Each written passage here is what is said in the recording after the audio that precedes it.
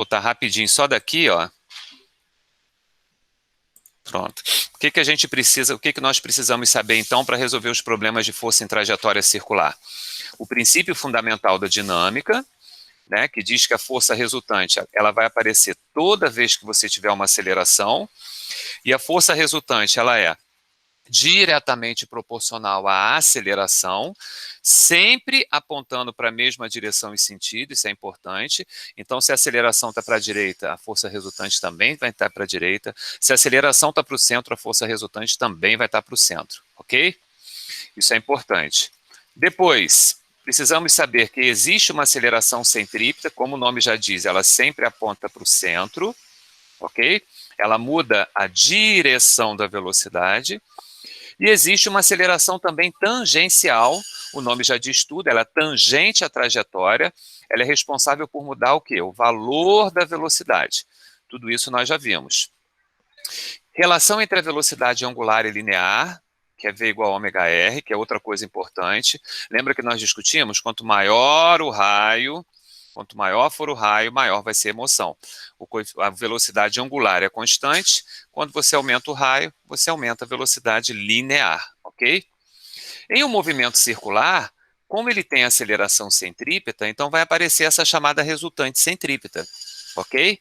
A resultante centrípeta ela vai ser o produto da massa pela aceleração centrípeta. Quais são as equações da aceleração centrípeta? V ao quadrado por R ou ômega ao quadrado R. Ou seja, para você calcular a resultante centrípeta, no enunciado, ele deu a velocidade linear, então você vai usar mv ao quadrado por r. Ele deu a velocidade angular, então você vai usar m ômega ao quadrado r. E quais são as características do vetor? O vetor sempre aponta para o centro da trajetória. Por isso que é chamada resultante centrípeta, porque é uma força resultante que aponta para o centro. E o módulo, você vai calcular através de uma dessas duas equações. Você vê que não tem nada de novo. Leis de Newton nós sabemos. Cinemática angular nós sabemos. Sabemos calcular a aceleração centrípeta. Só que agora você vai juntar tudo isso numa trajetória circular. Cara, para fazer um drift precisa saber tudo isso, você precisa dominar toda a mecânica newtoniana.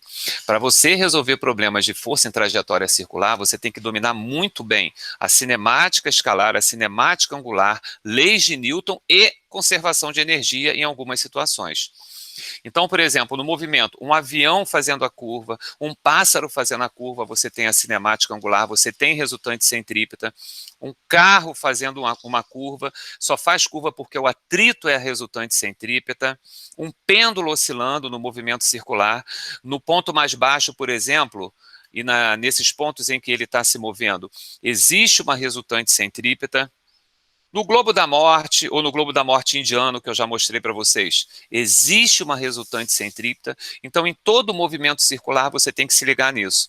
A força resultante está apontada lá para o centro. Ok? E aí tem alguns exercícios que nós vamos fazer. O primeiro deles é uma questão da UERJ, recente. Provavelmente vocês já fizeram. A imagem abaixo mostra um trecho curvilíneo da Ponte Rio-Niterói, cujo raio médio é de aproximadamente 1.200 metros. Considere um veículo com massa de 2.000 quilos, 2 toneladas, que percorre o trecho indicado com uma velocidade constante de 64,8 km por hora. Estime, essa palavra é muito boa, gente. Sabe por quê?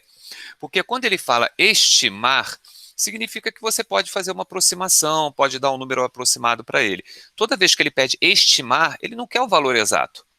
É um valor aproximado. Então, estime em newtons o módulo da força centrípeta. A UERJ usa o termo força centrípeta, que eu acho muito ruim.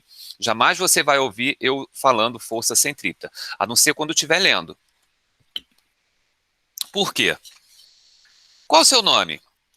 Ah, eu me chamo força-peso ou força gravitacional. Legal. E você? Quem é você? Oi, eu sou a força elástica. Eu apareço nas molas e nos elásticos. E você? Como é que você se chama? Oi, eu aqui. Eu sou a tração. Eu vou aparecer toda vez que você tiver fios e cabos. E você? Quem é? Oi, eu sou o atrito. Eu apareço porque as superfícies não são totalmente lisas. Ei, você? Quem você é? Oi, eu sou a força de contato. Eu sou a magnética. Eu sou a elétrica.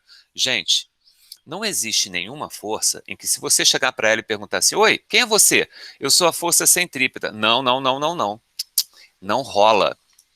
Sabe por quê? Existe uma resultante que aponta para o centro, que é a resultante centrípeta. A resultante centrípeta pode ser o quê? Pode ser a força de atrito. A resultante centrípeta pode ser uma tração. A resultante centrípeta pode ter o peso. A resultante centrípeta pode ser uma normal. Ou seja, o termo força centrípeta, embora ele seja usado, ele é infeliz. Porque senão você acha que, além de todas as forças que estão atuando no corpo, também tem uma que está apontada para o centro, chamada força centrípeta. E isso não é verdade. O que existe é, quando você analisa as forças que estão atuando no corpo, as forças que vocês já conhecem, uma delas, ou uma componente, ou uma diferença, ou uma soma, vai estar apontada para o centro. E isso é que nós vamos chamar de resultante centrípeta. Então, eu não gosto de usar o termo força centrípeta, eu acho muito ruim, por esse motivo. Tá o desenho da ponte Rio-Niterói e da bela curva, tá vendo aqui, ó? Olha lá, ó. E ele quer o módulo da resultante centrípeta quando o carro faz uma curva aqui. Legal? Coisas importantes. Raio, a massa do veículo e o valor da velocidade que ele diz que é constante. É claro que aqui você tem que tomar cuidado, né, gente? 64,8 km por hora, você vai dividir por 3,6 para passar para metros por segundo e vai achar 18 metros por segundo. Legal? Agora que nós temos a velocidade, sabemos a massa do veículo e sabemos o raio daquele trecho da ponte, eu posso calcular a resultante centrípeta, tá bom? Como eu não estou a fim de fazer muita conta, e a UERJ abriu a guarda para mim, porque ela falou estime, ao invés de botar a velocidade 18, eu aproximei para 20. Não tem problema nenhum, a prova é discursiva. Ele vai entender o que você fez, porque você já achou 18 metros por segundo. Aí vai ficar a massa 2.000, 20 ao quadrado, que é a velocidade, dividido por 1.200. Tem um monte de zerinho para você simplificar, ó. Simplifica 2 daqui com 2 daqui, não é isso? Quando você fizer essa continha, você vai achar aproximadamente, quer dizer, aqui vai dar 540 newtons. Legal? Esse é o valor da resultante centrípeta que atua no veículo. Uma questão que é considerada fácil. Por quê? Se você está fazendo prova específica de física, é claro que tu já está com a sagacidade de mudar a unidade. Se você não esquecer de mudar a unidade e você conhecer a equação da resultante centrípeta, matou a questão. Tranquilo? Deixa eu dar uma olhadinha no chat para ver se está tudo bem com essa primeira aí, como é que estão as coisas. Legal, legal? Alguma dúvida em relação a essa? Show de bola, tudo tranquilo, perfeito. A primeira é para a gente esquentar, tranquilão. Vamos ver se a segunda fica mais legal. A segunda também é da UERJ. Questão conceitual importante, ó. Um carro de automobilismo se desloca com velocidade de módulo constante por uma pista de corrida plana. Você vê o cuidado, gente? Vocês estão acompanhando as nossas aulas aqui desde o início, né? Praticamente todo mundo. Olha o cuidado, olha a preocupação da banca quando escreve. Velocidade de módulo constante. Quando ele diz velocidade de módulo constante, quer dizer que o valor da velocidade não está mudando. Mas é claro que outras características do vetor velocidade, eles vão poder mudar. O que ele está dizendo aqui é que o módulo da velocidade é constante. Isso, inclusive, tem um nome.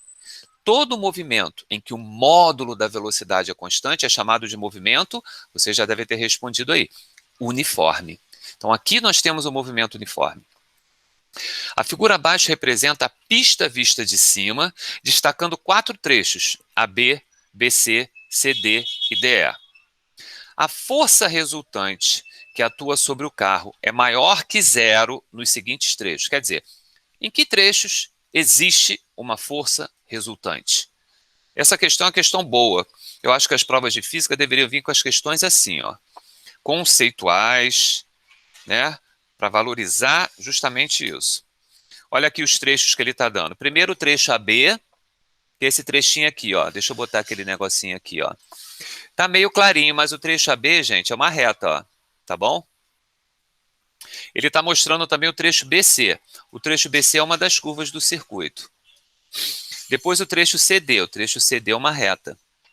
E por último o trecho DE. O trecho DE também é uma curva. Legal? Ele está falando que a velocidade tem módulo constante. Velocidade módulo constante quer dizer o que mesmo? Movimento uniforme. Tio, pode mostrar o quadro Poder Supremo para a gente relembrar? Lembra que quando eu dei aula de cinemática vetorial, eu fiz o quadro Poder Supremo, mostrando a aceleração centrípeta, tangencial, resultante? Eu fiz uma adaptação a esse quadro para força. Olha como é que ficou. Quadro Poder Supremo adaptado. Movimento retilíneo uniforme, movimento retilíneo uniformemente variado, movimento circular uniforme, movimento circular uniformemente variado. Quando é que nós temos resultante centrípeta? O nome já diz, só quando tiver centro. Então, só quando for movimento circular. Ou seja, movimento retilíneo uniforme vai ter resultante centrípeta? Não. E o movimento retilíneo uniformemente variado? Não, não vai ter. E o movimento circular uniforme? Tem. E o movimento circular uniformemente variado? Tem. Legal? Então, resultante centrípeta só se tiver curva. E a resultante tangencial? A resultante tangencial aparece quando o valor da velocidade muda. Então, o movimento não pode ser uniforme. Ou seja, movimento retilíneo uniforme tem resultante tangencial? Não. E o movimento retilíneo uniformemente variado? Sim! Como é que eu acho essa resultante tangencial? F igual a MA. Movimento circular uniforme tem tangencial? Não. Se é uniforme, não tem tangencial. E o movimento circular uniformemente variado? Ele tem a tangencial. Aí ele vai ter a centrípeta, ele vai ter a tangencial, que é o movimento justamente mais complicado que a gente tem. Ou seja, onde é que tem aceleração? Repara aqui onde é que tem aceleração. No movimento retilíneo uniformemente variado, tem resultante. No movimento circular uniforme, tem resultante. No movimento circular uniformemente variado, tem resultante. Então, a gente tem que procurar ali nos trechos onde que vai ter resultante. E o gabarito vai ser que letra? Onde que nós vamos ter aí força resultante atuando no carrinho? Pode botar no chat aí qual é o gabarito, para a gente conferir. Gabarito, letra. Gabarito, letra. B de bola, B de bola, B de bola, B de bola, B de bola, B de bola. Com certeza, a gente só tem monstro. Claro, vai ter resultante quando for curva. Quando for curva, ok? Muita gente vai dizer o seguinte, ué, gente, mas peraí, se o movimento é uniforme, não tem resultante, não tem aceleração. Então tem alguma coisa esquisita com a questão, como eu já ouvi. Né? O Sandrinho, tinha uma coisa esquisita na questão, porque ele dizia que a velocidade era constante e perguntava onde é que tinha resultante. Não tem resultante em lugar nenhum. Falei, pois é, mas e o movimento circular? No movimento circular tem a resultante centrípeta, justamente desses dois trechos, ok? Então, gabarito da questão 2, questãozinha da UERJ, letra B de bola. Vamos ver se ficou alguma dúvida, algum problema lá na letra. Todo mundo marcou B, show de bola. Quando ele pedir a força centrípeta, na verdade, a resultante centrípeta. Ana, exatamente isso. Porque nem todo mundo vai ter esse cuidado que a gente tem, Ana, entendeu? Então, eles vão escrever, às vezes, força centrípeta, infelizmente. Você não vai ver isso numa prova, por exemplo, da FUVEST. A banca da FUVEST é cuidadosa, ok? A UERJ, alguns colegas da banca são mais cuidadosos, aí não vão escrever isso, mas outros já não têm esse cuidado, tá bom? Show de bola, então vamos à próxima. Questão de número 3. Olha, essa é interessante por quê? Porque ele mistura força em trajetória circular com gravitação universal. Olha lá, ó. Considere a existência de um planeta homogêneo situado em uma galáxia distante. E as informações sobre seus dois satélites apresentadas na tabela. Aí tem um satélite X aí, legal? Ele tem um raio de órbita 9R e ele tem uma velocidade orbital Vx. E tem o satélite Y, que tem um raio de órbita 4R e tem uma velocidade orbital Vy. Tranquilo? Sabendo-se que o movimento de x e y ocorre exclusivamente sob a ação da força gravitacional do planeta, determine a razão Vx por Vy. Legal? Vamos ver como é que a gente vai resolver isso. É claro que como a única força que está atuando no satélite, gente, é a força de atração gravitacional, e essa força está apontada para o centro do satélite, da Terra, essa força vai ser a resultante centrípeta. A sorte é que nós já tivemos há um tempo atrás aqui uma aulazinha de gravitação, lembra? Como é que a gente calcula a força de atração gravitacional? Constante de Newton, massa do planeta, massa do satélite, sobre distância ao quadrado. E a resultante centrípeta? Vimos hoje. Massa do satélite, a velocidade que ele tem ao quadrado, dividido pelo raio. Acho que vamos poder simplificar algumas coisas, ó. A massa e o raio. Corta a massa daqui, corta a massa daqui. Corta um raio daqui com um raio daqui. O que vai sobrar? Olha lá. E o que nós queremos? Nós queremos a razão entre a velocidade. Então, extrai a raiz dos dois lados, a velocidade vai ser raiz de gm por rzinho. Legal? Ou seja, a velocidade orbital do satélite depende de duas coisas. Da massa do planeta que ele está orbitando e depende do raio da órbita. Ok? Ele quer o quê, gente? Ele quer a razão entre a velocidade do x e do y. Se ele quer a razão entre Vx e Vy, então vai ficar uma raizona, né, de Gm por Rx. Aqui, ó, dividido por Gm por Ry. Ué, Sandrinho, mas a massa não é a massa do satélite, é a massa de quê? Essa massa mzona, gente, aqui é a massa do planeta. Ok? É igual. Então, G é a constante da gravitação de Newton.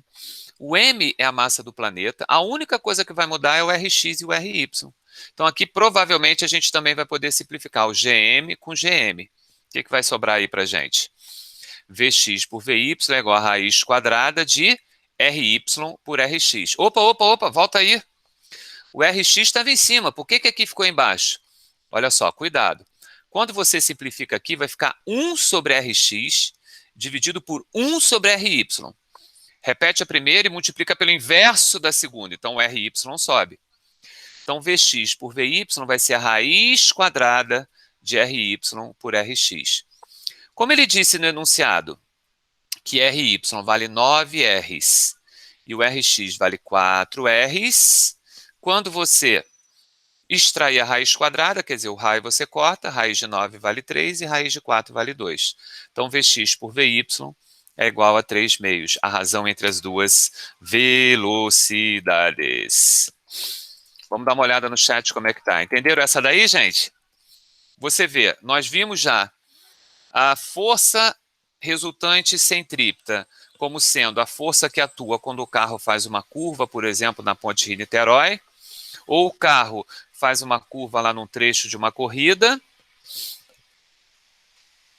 Vamos lá. Sandro, não entendi por que não pode fazer mv ao quadrado por r de x sobre mv ao quadrado por r de y. Deixa eu voltar aqui, Pedrão, para entender o que você está perguntando. Eu acho que eu entendi o que você perguntou, Pedro.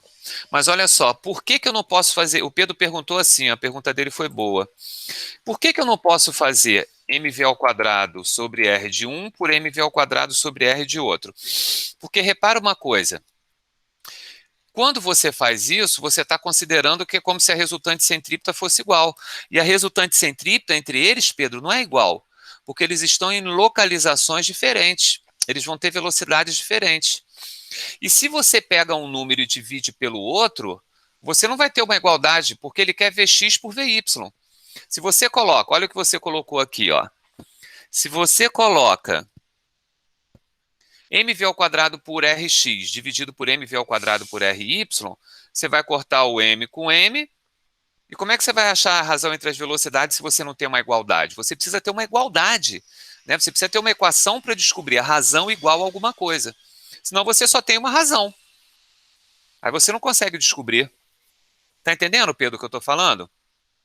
Você primeiro tem que identificar que nas duas situações, no satélite perto e no satélite grande, a resultante centrípeta é igual à força de atração gravitacional, certo? Aí, quando você faz isso, você vai descobrir uma relação entre a velocidade do satélite e a distância que ele está do planeta. Senão você não vai conseguir. Você vai ter uma razão, mas você não vai conseguir descobrir ela igual o quê? Que é o que você precisa. Entendeu? Então vamos à próxima. Se prepara que a próxima é esquisita. Esse rapaz não é brincadeira não, hein? É um excelente ator. Não sei se vocês já viram algum filme, documentário, alguma coisa com ele. Essa questão da UERJ, gente, tem um índice de erros absurdo. A UERJ tem a revista do vestibular. As revistas mais antigas, né? acho que até 3 anos tem. Você vê lá quantos alunos acertaram, quantos alunos erraram. Essa questão tem um índice de erros muito grande, então vamos ler com atenção, tá bom? Para não cair na pegadinha, nas pegadinhas, nas que ela tem. A técnica de centrifugação é usada para separar os componentes de algumas misturas. Pode ser utilizada, por exemplo, na preparação de frações celulares, após o adequado rompimento das membranas das células a serem centrifugadas. Em um tubo apropriado, uma camada de homogeneizado de células eucariotas rompidas foi cuidadosamente depositada sobre uma solução isotônica de cloreto de sódio. Esse tubo foi colocado em um rotor de centrífuga, equilibrado por um outro tubo. Então tem aqui, ó, ele colocou a solução aqui, tem um outro tubo aqui, isso aqui tem um centro e ele começa a girar. Ou seja, ele está explicando para a gente como é que funciona uma centrífuga. O esquema a seguir mostra o rotor em repouso e em rotação. Considere as seguintes massas médias para algumas organelas de uma célula. Ele te dá a massa da mitocôndria, te dá a massa do lisossoma e te dá a massa do núcleo. Durante a centrifugação do homogeneizado, em um determinado instante, uma força centrípeta, olha aqui, ó, de novo, a UERJ usa muito isso, de 5 vezes 10 a menos 4 newtons atua sobre um dos núcleos, que se desloca com velocidade de módulo constante, 150 metros por segundo. Nesse instante, a distância desse núcleo ao centro do rotor da centrífuga equivale a quantos metros? Ou seja, tem muita informação, né? Algumas importantes. Ele está me dando a força centrípeta. Ele está me dando que ele quer saber a força que atua sobre um dos núcleos. Logo, se ele quer um dos núcleos, gente, eu só vou usar o quê? Só o núcleo. Teve gente que somou tudo. Não, você não vai somar tudo se ele quer a força só no núcleo. Tá certo? Ele também me dá a velocidade. Ou seja, eu tenho a massa do núcleo, eu tenho a velocidade com que esse núcleo está girando e eu tenho a força. Com isso, eu acho que eu consigo descobrir o quê? O raio que ele quer. Olha lá, ó. A massa é 4 vezes 10 a menos 6 gramas. A força centrípeta, 5 vezes 10 a menos 4 newtons. A velocidade, 150. E a resultante é o que ele quer. Legal? Então, olha lá a equação de sempre. Aqui eu chamei FC porque ele está chamando de força centrípeta, tá? Vai contra as minhas leis morais, mas eu vou usar. Quanto é que vale essa resultante centrípeta? Eu botei aqui, ó, 5 vezes 10 a menos 4. Cuidado agora, tá? Olha a massa, gente. 4 vezes 10 a menos 9, hein? Você não pode nem pensar em trabalhar com gramas. Você tem que trabalhar no SI, a força é em Newton. Tem que trabalhar no sistema internacional. Então, essa massa aqui, que está aparecendo 4 vezes 10 a menos 6 gramas, você passa para quilos. De grama para quilo, é só multiplicar por 10 a menos 3. A velocidade, eu escrevi em notação científica para ficar mais fácil, tá? Ó, 150, eu coloquei 1,5 vezes 10 ao quadrado. Lembrando que a velocidade está ao quadrado, isso dividido pelo raio. Foi? Vamos dar uma melhorada nisso aqui, ó. O raio eu passei aqui para cima, o 5 vezes 10 a menos 4 eu passei para baixo. O raio eu passei para cima, o 5 vezes 10 a menos 4 eu passei para baixo. 4 vezes 10 a menos 9 eu repeti. Quanto é 1,5 ao quadrado? 2,25. Quanto é o quadrado de 10 ao quadrado? É 10 à quarta, tá bom? Vamos multiplicar aqui, ó, 4 por 2,25 vai ficar 9. 10 a menos 9 por 10 à quarta vai dar 10 a menos 5. E embaixo eu só repetir. 9 dividido por 5 vai dar 1,8. 10 a menos 5 por 10 a menos 4 dá 10 a menos 1. Então vai dar 1,8 vezes 10 a menos 1 metros, que é a mesma coisa que 18 centímetros, né? Porque 1,8 vezes 10 a menos 1 metros é 0,18 metros. Multiplica por 100, dá 18 centímetros. Quer dizer, o raio da órbita é de 18 centímetros. É mais ou menos o tamanho de uma centrífuga mesmo, né? O resultado está coerente. Mas aqui, ó, não mudou a massa, vai ter uma opção de esperando, tá?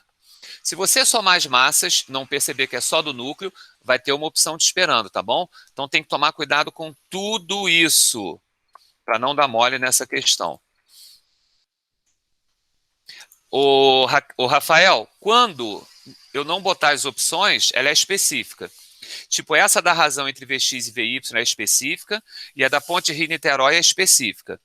As outras não. A do carro fazendo a curva e essa que eu fiz agora é da prova não específica, do exame de qualificação. Se eu colocar as opções é porque ela é do exame. Se eu não colocar as opções é porque ela é específica. Tranquilo? Essa agora é do exame. Que inclusive eu acho uma questão meio longa para botar no exame. E com muita conta. Né? Olha aqui, ó. Ah, mas eu sei por que você está perguntando isso, Rafael. Porque essa eu não... Ah, eu botei as opções, estão aqui embaixo, ó. Olha as opções aqui embaixo, tá vendo? Então o gabarito dela é letra B de bola. Olha lá, 0,18 metros, ou 18 centímetros. Tá certo? Tudo bem com essa, gente? Uma dúvida? Sim ou não? Vamos seguir? Legal, legal, tranquilo. O detalhe é o seguinte, gente. Para você fazer com facilidade os problemas de força em trajetória circular, você tem que ter uma relação boa com os conteúdos anteriores. Não tem jeito. Ok? Tem que ter uma relação boa, senão você viaja. Por que a gente está tendo uma certa facilidade para entender esses problemas de força em trajetória circular que normalmente as pessoas acham difíceis? Porque a gente entendeu bem a cinemática angular, a gente está com a cinemática vetorial bem, então a gente não tem muita dificuldade, tá certo? A base é tudo. Agora a gente vai dar uma parada em dinâmica e vai voltar para a eletricidade semana que vem. Então vocês vão ver que semana que vem a gente vai trabalhar com, nem sei qual foi a última aula que a gente deu, acho que foi de resistores, né? A gente vai precisar, foi de resistores, mas acho que a associação eu não dei ainda, né, gente? Acho que eu tenho que dar associação para. Então, semana que vem a gente vai ver a associação de resistores. O que a gente viu de corrente elétrica e de resistores é essencial para a gente entender bem a associação de resistores. Legal? Então vamos para a próxima, que é uma questão do antigo vestibular da UFRJ. Olha aqui, ó. É uma questão que o pessoal às vezes se enrola. A figura representa uma roda gigante que gira com velocidade angular constante. Legal, ele está dizendo que a velocidade angular é constante. Olha o ômega aparecendo. Por enquanto ele não apareceu em nenhuma. Em torno do eixo horizontal fixo que passa por seu centro C. Numa das cadeiras há um passageiro de 60 kg de massa, sentado sobre uma balança de mola, que é um dinamômetro, cuja indicação varia de acordo com a posição do passageiro. No ponto mais alto da trajetória, o dinamômetro indica 234 newtons. A pessoa está sentada em cima da balança, tá, gente? O dinamômetro é como se fosse uma balança. Então, a pessoa, antes de entrar na roda gigante, sentou numa balança, tá bom? Aí você fala assim, Sandro, quem vai fazer isso? Eu já fiz. Na Dutra, eu devia ter meus 20 e poucos anos, né? Tinha um parque de diversões na Dutra, nesse estilo de Play City, um dos primeiros que tinha. Na época que eu ainda não curtia essa coisa de emoção. Hoje em dia eu não curto mais não sei porque de repente eu parei de curtir. Eu levei uma balança dessas fininhas né, que a gente tem, coloquei, amarrava ela na bunda e fui a vários brinquedos para ver como é que a balança mudava. Ok? Eu não conseguia curtir muito, né? E quase que me dei mal. Quando eu fui no Viking com ela, porque eu fui num dia à tarde que estava vazio. Quando eu fui no Viking, quase que ela caiu. Então eu tive que segurar a balança, soltei dos apoios, achei que fosse cair. Foi uma das piores coisas que eu já fiz na minha vida. Bom, mas então a pessoa está sentada num dinamômetro. No ponto mais alto indica 234 e no ponto mais baixo indica 954. Você pode fazer isso no elevador da sua casa.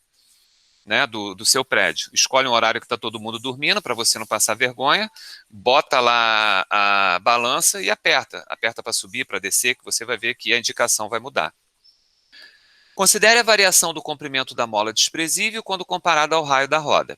Calcule o valor da aceleração local da gravidade. Esse experimento é muito bom porque se você tem uma roda gigante, uma balança, você coloca o G, você calcula o G no local, tá bom? Coisas importantes, a velocidade angular, o valor da normal no ponto mais alto e o valor da normal no ponto mais alto. Aí você fala assim, ué, valor da normal, Sandro? Sim, exatamente. Porque quando você está sentado lá, ó, você tem o quê? Para baixo, a força de atração gravitacional, que é o peso. E o que você tem para cima? A força que a superfície faz em você. Peraí, você está sentada no dinamômetro, na balança. Então, a normal, ela indica a força que a balança faz em você, que é igual à força que você faz na balança, pela terceira lei. Então, essa normal é quanto que a balança está indicando, ok?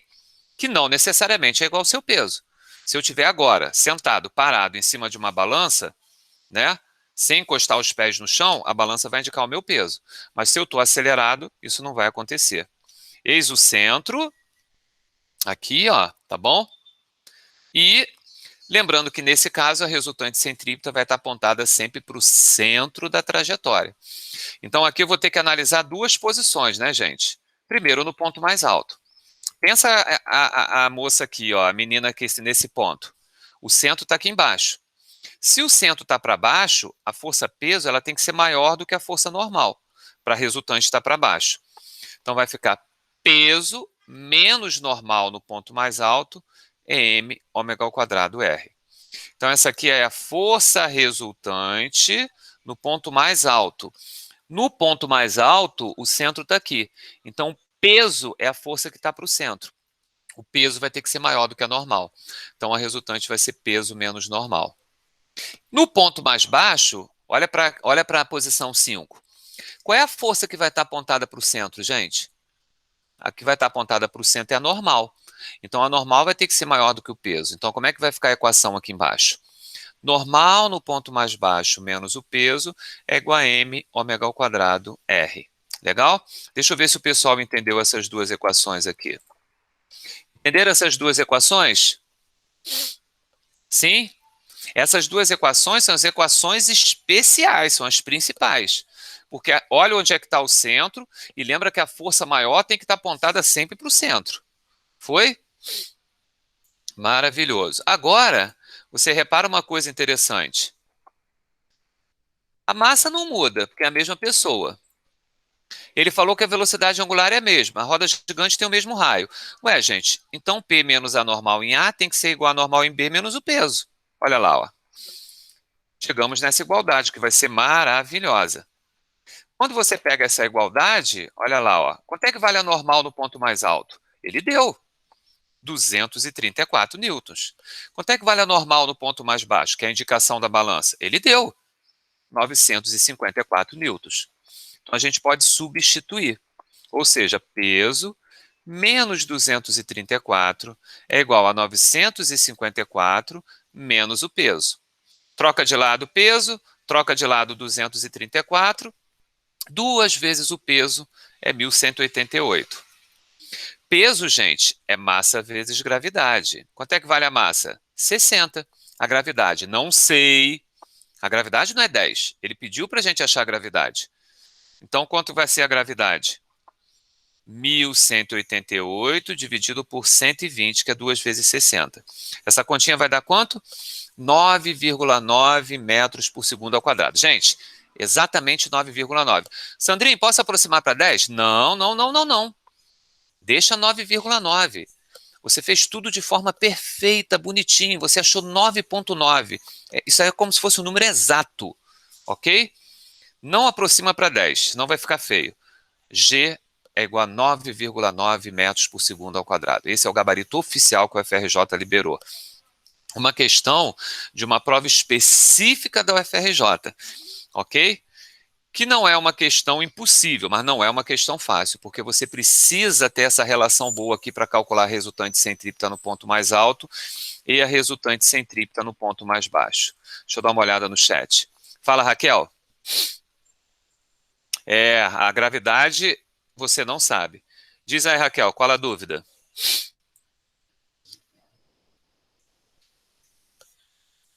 Por que você igualou o P menos a normal com a normal menos o peso? É isso? Por que eu igualei as duas equações? Legal, vamos voltar lá. Esse é o pulo do gato. Olha aqui, ó. Isso está aqui, ó. Olha só, nós achamos isso aqui, né? Nós achamos isso aqui. No ponto mais alto, peso menos a normal, m ômega ao quadrado r. E no ponto mais baixo, normal menos peso, m ômega ao quadrado r. Só que essa massa é a massa da menina, que é 60. Ele disse no enunciado que a velocidade angular não muda.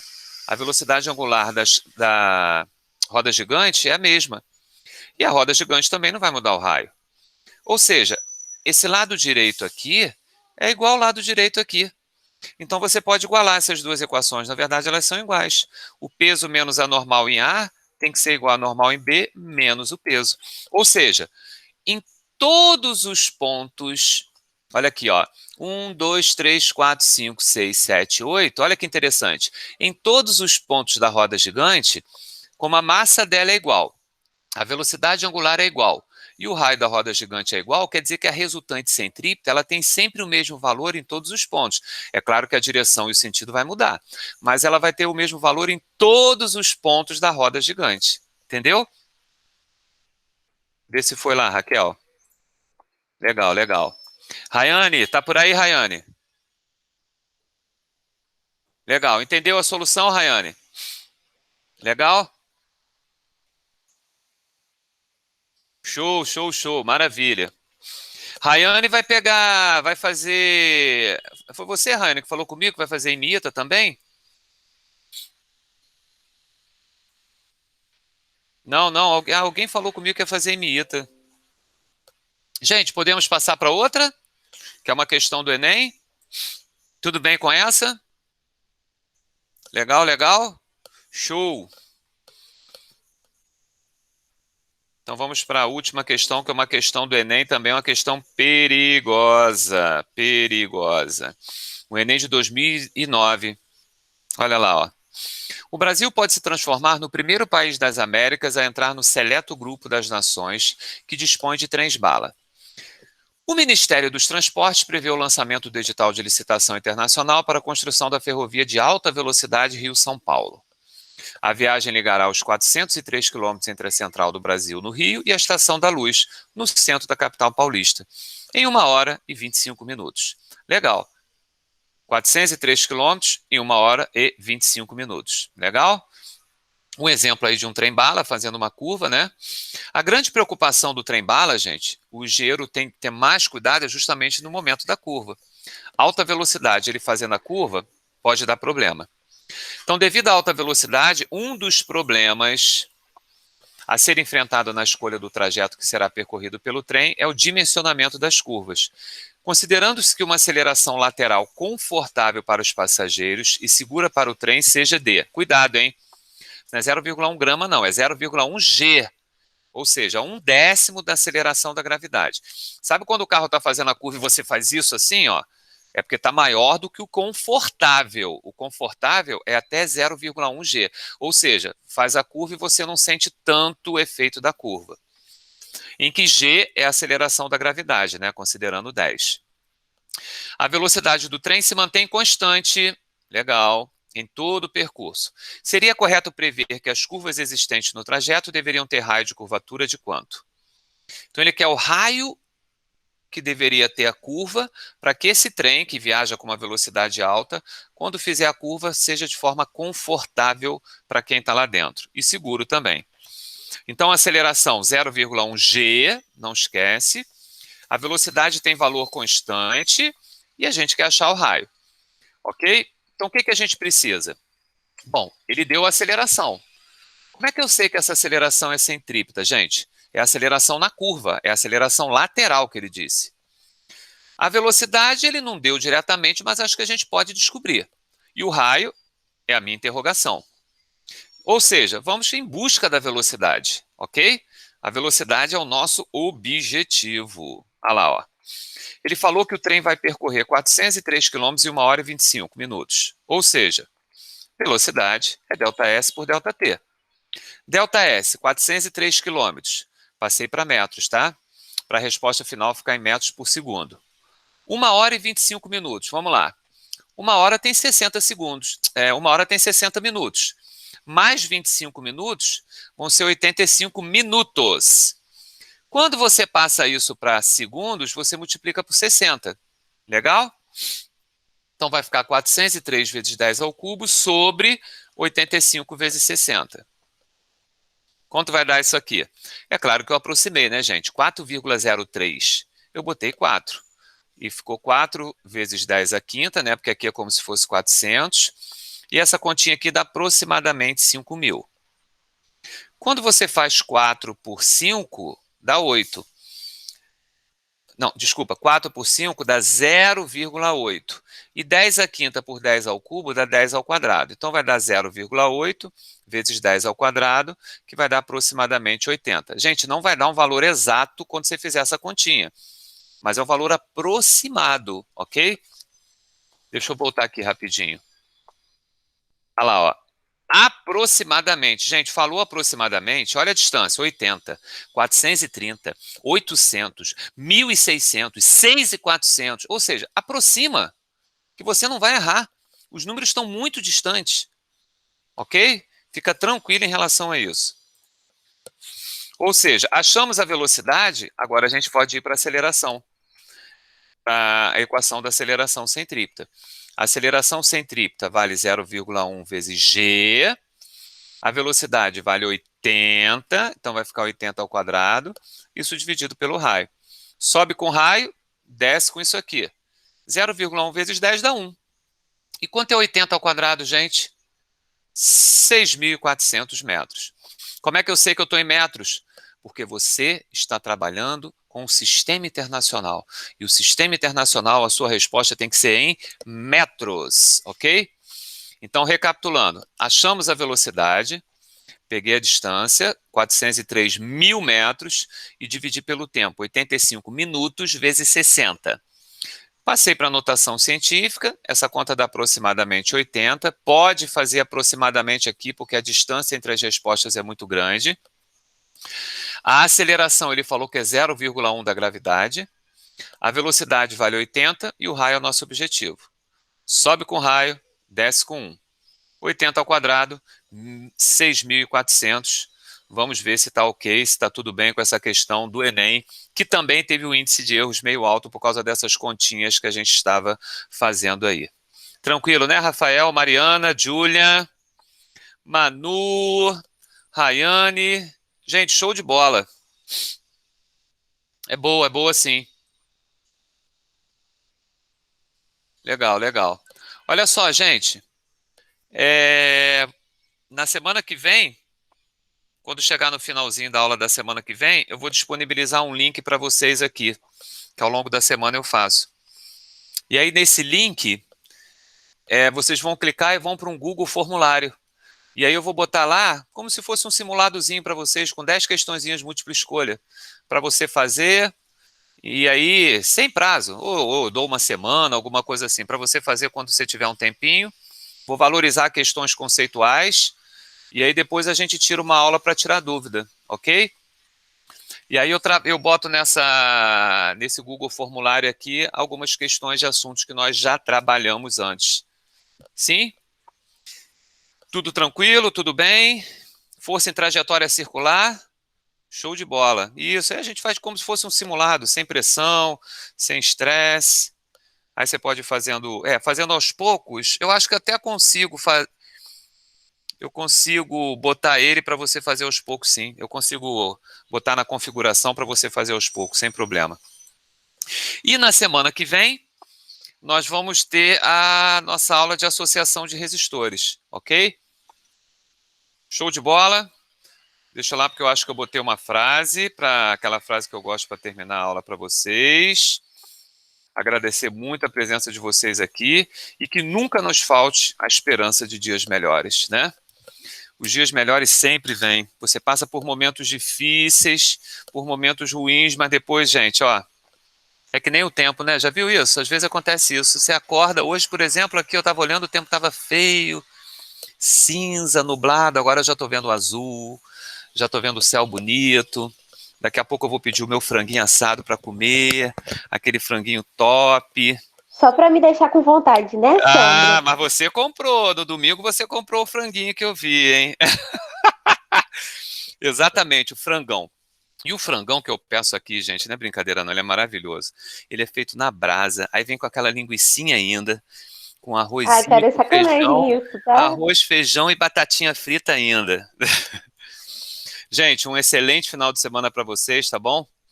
Tudo de bom, muito legal vocês terem vindo aqui de novo. Show de bola, muito bom estar aqui com vocês. Na semana que vem a gente se vê para continuar, tá bom? Um final de semana maravilhoso, espero que vocês tenham entendido aí as forças em trajetórias circulares. Valeu, Pedrão, obrigado. Valeu, Manu. Valeu, Rafa, Arthur. Tudo de bom para vocês, tá bom? Valeu, Raquel. Valeu, Júlia. Zaira, João, Ana, Yuri, Vini, todo mundo. Show de bola. Bom domingão para vocês também. Bom final de sábado aí. Valeu, João. Abraço, João.